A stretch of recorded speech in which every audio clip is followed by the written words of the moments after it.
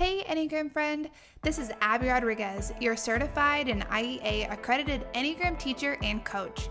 In this space, I'll give you a sneak peek into real live coaching sessions and teach you how to apply the wisdom of the Enneagram into your life for personal growth.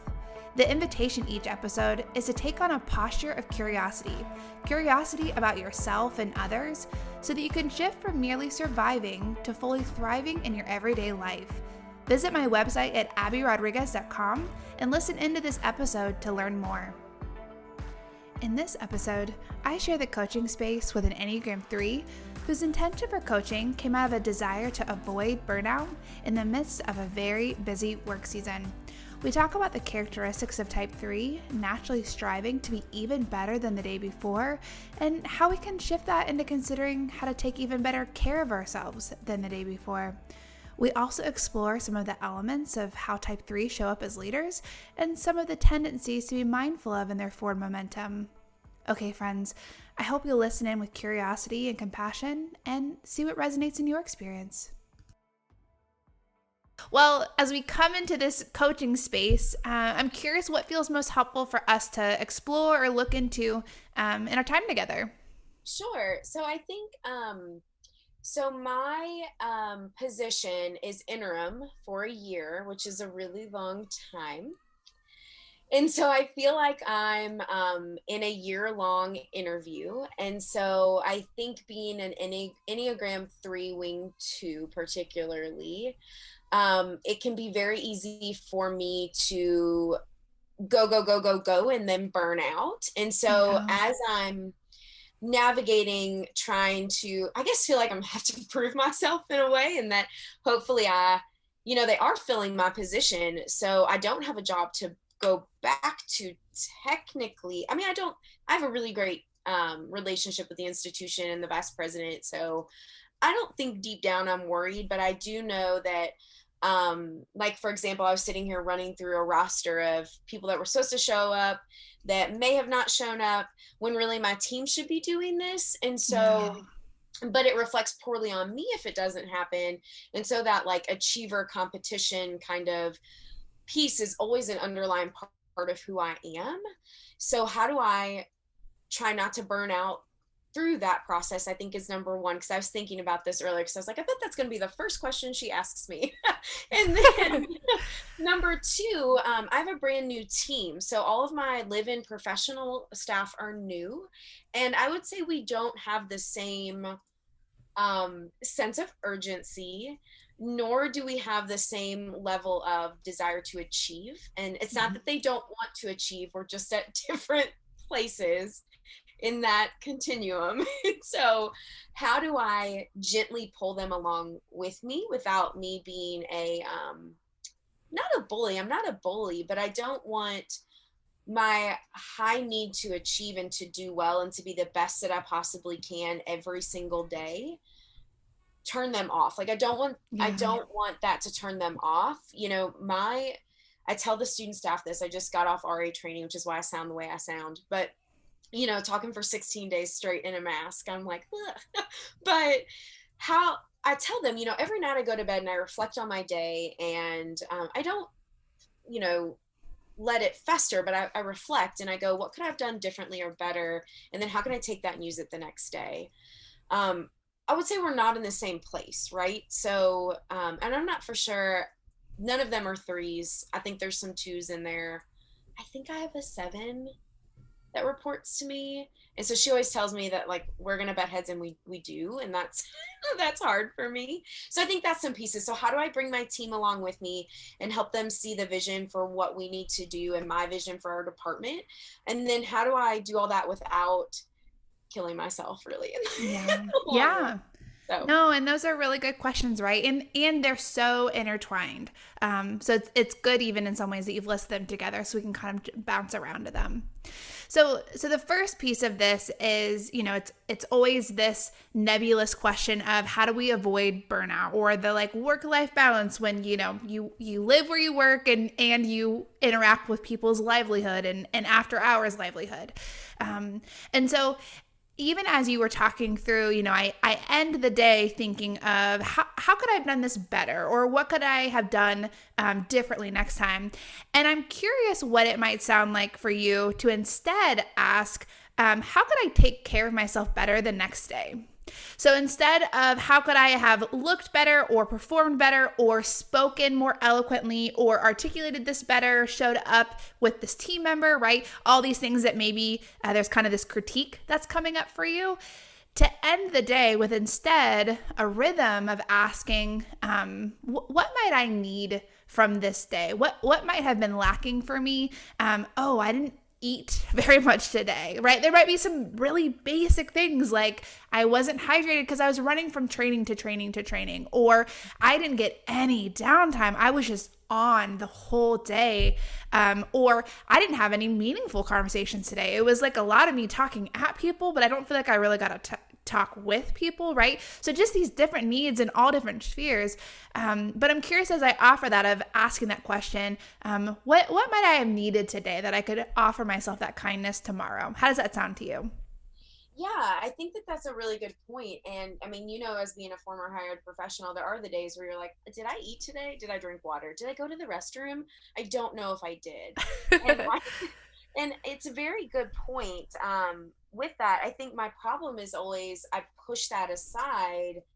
And I know, and I tout it all the time to our students and professionals, like you can't take care of other people, you don't take care of yourself. I know that, but I'm like a doctor, right? I'm my own worst patient when it comes to these things. And so that's a really good point of what could I have done? What could I have done better for myself so that I can show up really better, right? And Mm-hmm. it's more, when I reflect, it's more of a, how could I have handled this situation better? Or was, as you said, was that interaction as meaningful as it should have or could have been? But really at the end of the day, it's probably, did I have anything left to give? And the answer Mm-hmm. could very well have been no. Yeah. And I've been saying the past few days, I've got 10 toes on the right side of the dirt.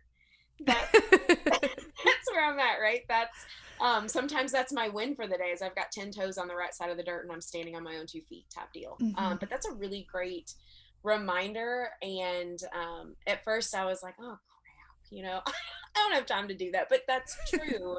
I need to find time to do that. Yeah.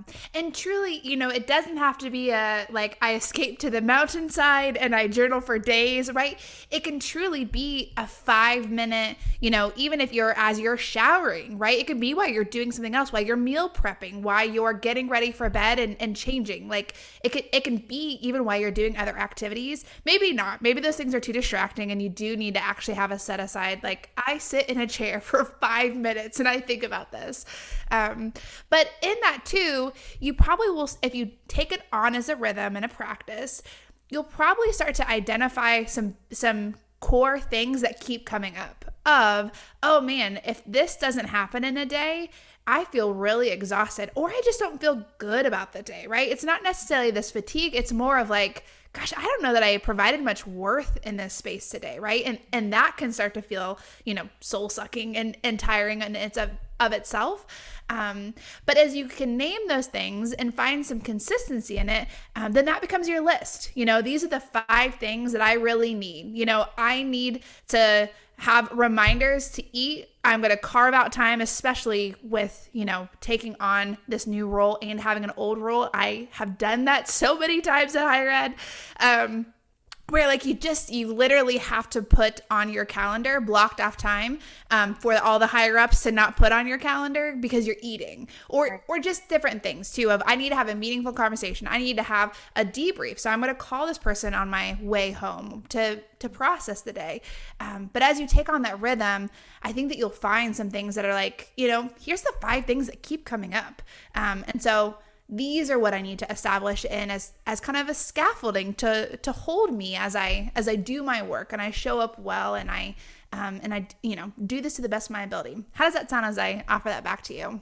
Yeah, I think that's really good. And I think it's little things like that. Even I think it's a snowball effect, right? Of, okay, you didn't drink enough water yesterday. So before you even leave the house, you're going to bring a bottle with you or a Yeti with you or whatever, or you're going to pack snacks because, you have a busy day. And so it's, as I'm slowly starting to slow down, I'm becoming better at that. But I think that's a really great reminder. So yeah, I think that's good. Yeah, yeah. And I think too, as you discover those things, that will be really teachable moments for your staff that you might be able to offer, maybe even some vulnerability of like, this is something that I'm becoming more aware of. And I've realized here are some things that I really need. And I'm curious what maybe you need. And if there's blank stares, then offering a practice for them of, taking some time at the end of the day, considering what might have been more nourishing or supportive or on basic level, your need for that day that didn't get met, and then incorporating that back in, right? It can be this gift that you really offer to others as you are learning alongside of them too. Mm-hmm. I think that's a great point, because I find myself telling them when I'm seeing them overworking and burning out, I'm recognizing it, I'm seeing it in them, and I'm like, what are you doing to take care of yourself? Well, I'm going to take a 15-minute break, or I'm going to maybe eat lunch. I'm like, no, I want you to pause. You're putting your work away. You're done. But then I'm not leading by example. And so I think Yeah. that they're feeling the pressure, even though I'm verbally telling them and I'm very supportive in my tone and in my body language and everything, but they're seeing me do something different. And actions speak louder than words, right? Even though I tell them, don't do what I do, I think they feel like at times they have to, right? They have to be on Teams at 12 o'clock responding to me, even though I'm like, I'm doing this because I will forget. I don't want you to work. So I Yeah. think I need to be better at role modeling the way for them. So I think that's really great about how you talk about, a teachable moment for my team. So Yeah. Yeah. So let's talk about this other aspect, and we can always jump back to this piece if new things come up. But I loved that you talked about this dynamic with your team and some curiosity around their types. Does anyone on your team know their Enneagram type, or you just have some suspicions? one of them does. It was the one that said, I thought she said she was a 7, and I cannot remember for sure. She does. So two of them know for sure. One is a 2, the other one is a 7. And then my other third direct report, I don't think he's taken it before, because he was like, Mm-hmm. Annie, a what? I was like, let me tell you about it. So because we had done something with our division a few years ago with the Enneagram, and where we had all taken it and had a session. So two of them do know for sure, but I'd be really interested to know about this third one, who has probably called me 15 times today, no joke. So it'd be really interesting to hear about their where they're at with their Enneagram. Yeah, for sure, for sure. Okay, just curious of what the dynamics are for at least your direct reports.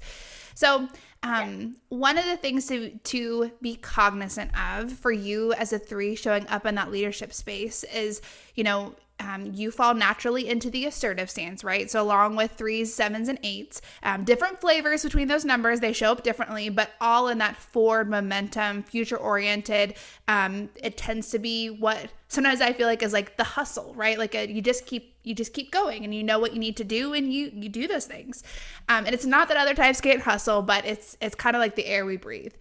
And so in that, for 3s that are leaders, it's good to be cognizant of the tension that natural characteristic of your type structure can create with your team.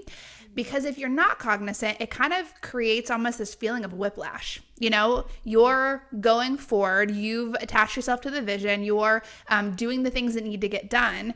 But if you haven't slowed down enough to do that with your team, it can feel like they're getting pulled along, or like you've just left them and hopefully they can catch up at some point.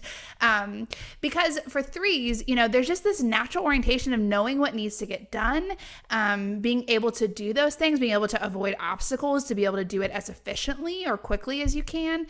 And everyone else is just not wired that way, right? Like they might have pieces of that, but it's not their superpower. They have something else that they're incredibly wonderful at.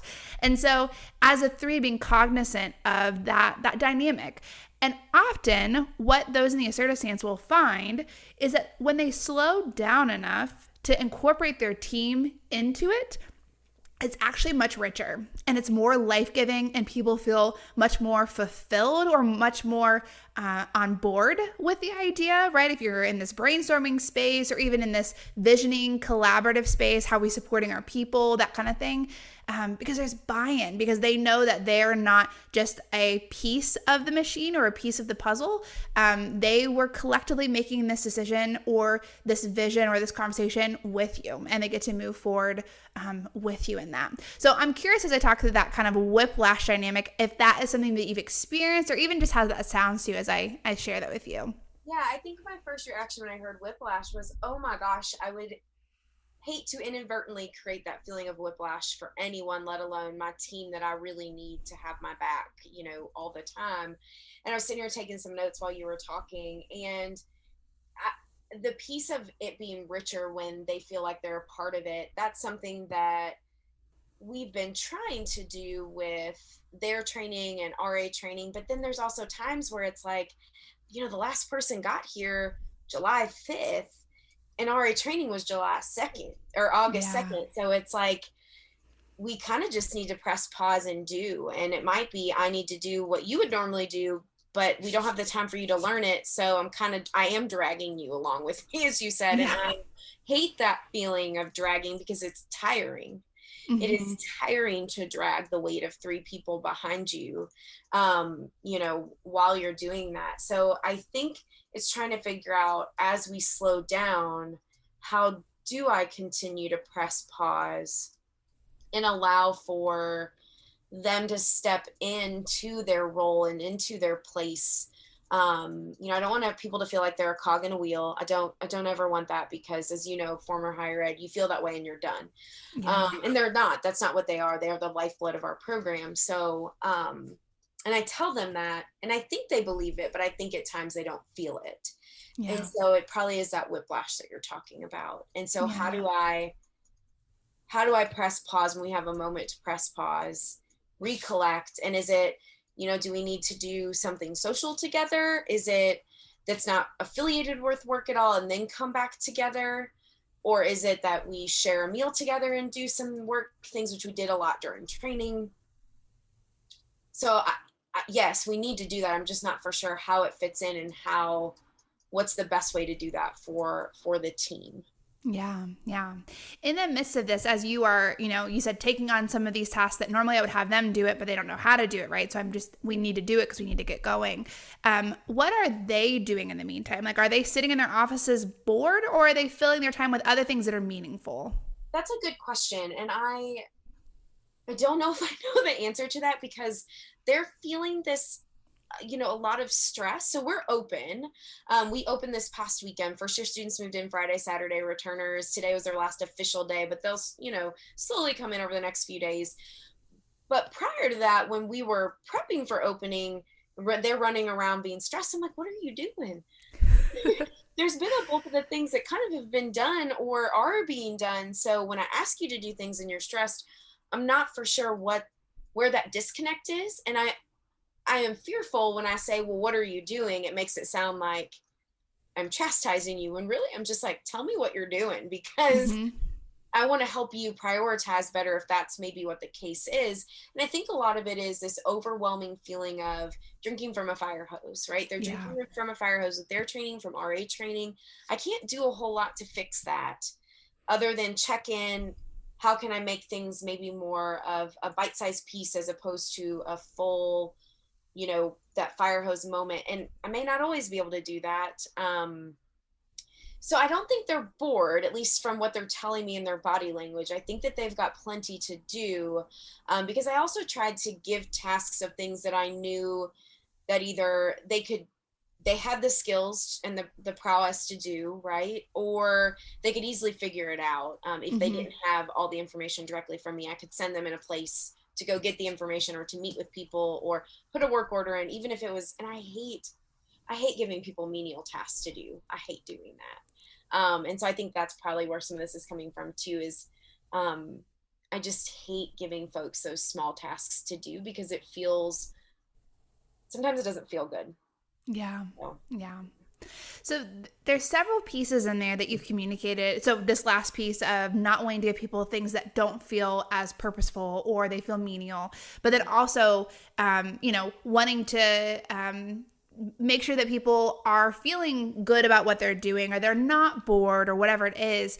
Those things that you articulated, have you communicated those to the three people that you supervise? Like just these pieces of, hey, I don't want you to feel like this is a menial task, or I don't want you to be stressed out about this, or I don't want you to feel like I left you hanging and didn't give you enough information. Like, has there been some good communication about that? I think so. Of course, I'm a 3, so I was getting ready to say, I mean, it could always be better. But, yeah, I mean, I think so. I think it's been, I'll ask, can you put this work order in for me? And I'll say, I know that seems really small, but it's actually really helpful for me in this moment. And so I try and provide the why. Yeah. Because these are also a lot of new professionals, and so there's also a generational difference to a degree, and so making sure they understand the why. They've told me the why is very important, so I try, even though in my head I'm like, we just got to do, I try and provide that why as best as possible when and where I can. So yeah, I think a little bit of that. I also think, we did a lot of brainstorming prior to RA training, and I think that was helpful too. So yeah, I think so. I think so. Yeah. Yeah. Yeah. No, and it sounds like you have. I mean, the reason I specifically ask is that they're in those little conversations, there could be a lot of vulnerability, even if it's like oh my goodness, like I am up to my eyeballs in work. Like, would you mind doing XYZ, right? Rather than go do XYZ. I mean, it just takes an extra sentence to offer this, like, hey, I need help and I'm kind of feeling overwhelmed. Not because you're dumping it on them to then take on your overwhelm, but it's almost this human exchange rather than I'm a machine interacting with a machine. We're all getting work done, right? It's the sense of like, no, we're kind of walking alongside of each other as we're navigating this. And in this moment, I know things aren't exactly how they will be when the dust settles, when we don't just need to hustle to get it open.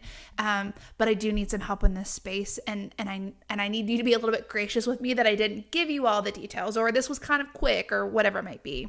Yeah, and we've had a lot of quickness because my boss is transitioning too. So she got a promotion.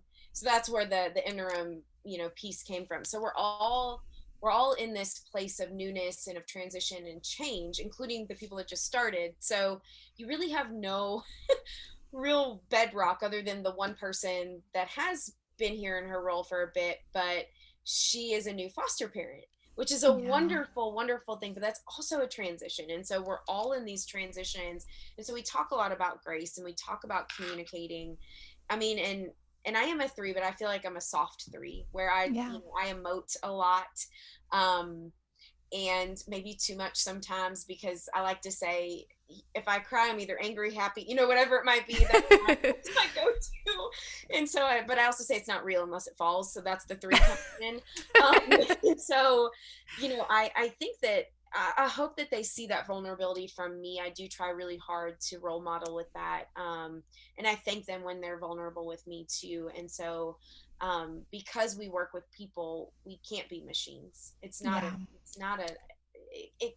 option, right? Especially if we want to provide transformational experiences for these students, and honestly for ourselves, right? Yeah. We can't be that way. So I think that's good, though. I think that's a reminder for me, to pause and to think about the vulnerability piece in some of those spaces that maybe I do have the go hat on, and I need to take it off for a second and pause and go, okay, read the room for a second, Lindsay. Really, what's going on here? What is this person really telling you in this moment? They're calling you for a reason. They're seeking you out for a reason. Sure, it might be the 10th time, but that might be telling you that they're afraid of messing up, right? Mm-hmm. Or they're afraid of whatever else it might be. So yeah. And I think also, as you elicit this compassion towards this person that's continuing to interact with you about these questions, also my hope is that you're eliciting some compassion towards your experience too, because even as I'm offering some of these aspects, I can hear you resonating like, oh yes, like I have been doing a piece of this, or I have been doing that, and so it sounds like you're doing a really good job. I know that with the achiever, it's always kind of this like, here's the bar, and then it's this ethereal, like you actually can't reach the bar, like it just keeps getting higher. And so also if I can just kind of mirror back to you, like, it sounds like you're doing a really good job with your team and offering some graciousness and some compassion to yourself. This is a really big season that you're in, right? This is a lot. It's a lot of transition for you, trying to keep it together for everyone around you. And so just, it sounds like you're doing a really good job in that and being gracious and compassionate towards your experience, even if it falls a little bit short of maybe this image that you have of what a successful director would have done or would have said or would have been in that space. Yeah. How does that sound as I offer that to you? Well, I don't know if you could tell, but I started to tear up slightly because you don't know me, right? And so that means a lot, that you can sense that from just our short interaction thus far. And, my boss is in her role. Well, she's been at the university for 20 years. And so she's been in her role for, heck, at least a decade. If, I think it's 15 years or something. So I have some big shoes to fill too. And so at least I feel like I do. So it's nice to hear that. And I mean, this morning we had our divisional meeting and I was, over in the corner trying to fix a door access issue. And someone's like, and Lindsay's done such a great, I didn't even get to hear it because, and I turn around, everyone's staring at me and I'm like, what happened? What's going on? They're like, we're just saying good job. I'm like, oh, great. Thank you. I appreciate it. So I think I need to give myself more grace and more compassion, as you've said multiple times. And so that's a really, really wonderful reminder to hear that. So thank you very much. Yeah, for sure. No, I'm glad that I can mirror that back to you in this space. Yeah. The other encouragement that I want to offer you, as you think about this season and just this logical analysis of like, this is what it is, right? Opening is the craziest part of the year. It doesn't matter. There's lots of other things with housing selection and whatever, but this is the craziest part of the year. Yeah. And I think in that's a good acknowledgement of it's not going to be exactly what I want it to be. There will be things that I do even better next year. One of the nice things about higher ed, you get a do-over every single year. But in that too, I think it is helpful though to maybe even project out, when do I think it'll actually be a normal rhythm, right? Where I can do some of these things that are more meaningful, or I can check in, or I can teach and I can sit next to you in your office and show you how to do this. Because sometimes it's helpful to name, okay, I think that's probably going to happen mid-September. Even if you put it in your calendar kind of thing, because then if you get to mid-September and it feels like, oh man, I'm actually still hustling, I haven't slowed down enough to show people how to do the things that are their job, I'm still doing it, then that's a good kind of like warning signal of, oh man, I might have just gotten tunnel visioned on what's happening and I really do need to slow down, because we're out of the emergency, we're out of the emergency window of people shifting housing and ESAs and meal accommodations and all the things. And so just all the things that are going on. But that's a good thing, because otherwise, sometimes your type will trick you into it always feeling like you have to hustle. And that's the only reason I offer that. Yes. And I will say that it has felt that way really since COVID hit higher ed. Yeah. Because I was responsible for our quarantine and isolation space for our residential students.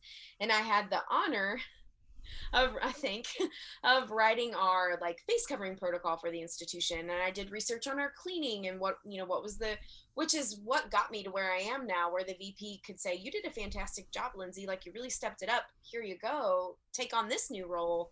Yeah. But it has been, a constant go, go, go. And it's almost, I equated it this summer to, I almost felt more exhausted this summer than I did during the school year. It's almost like when you're working out, you're not sweating when you work out, but the moment you pause, you're just dripping sweat. Yep.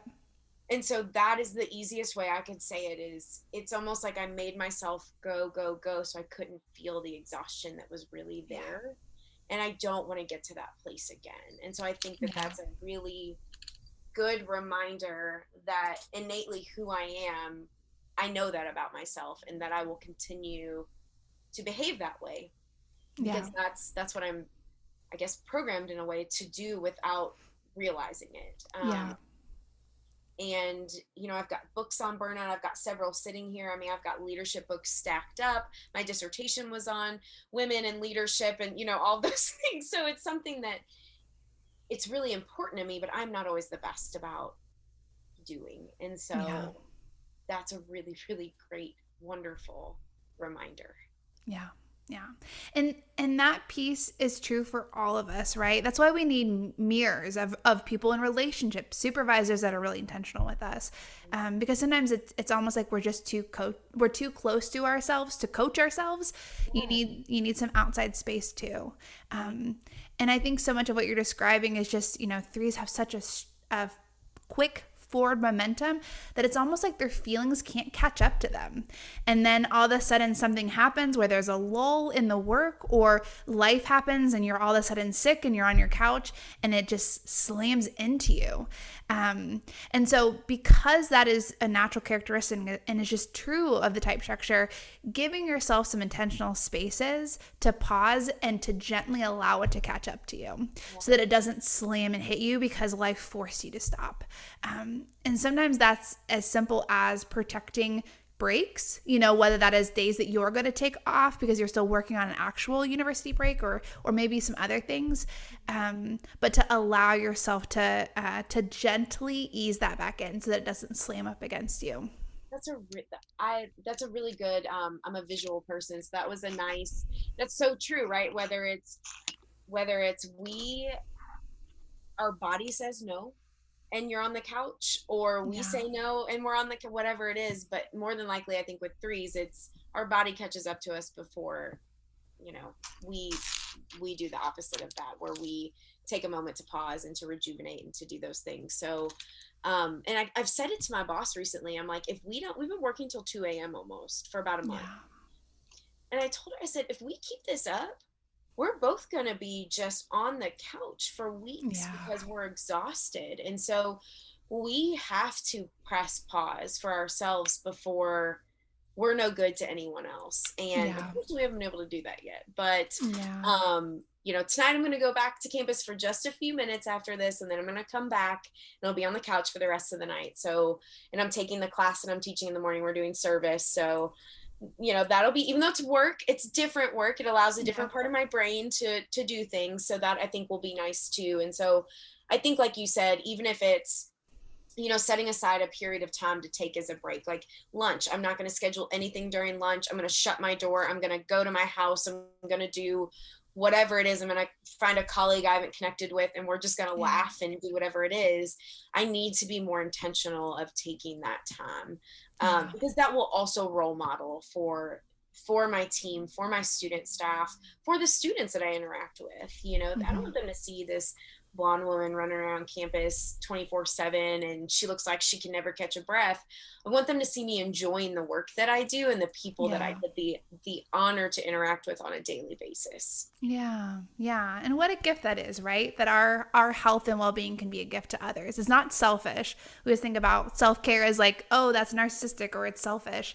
But no, it's like this incredible gift that outpours from us.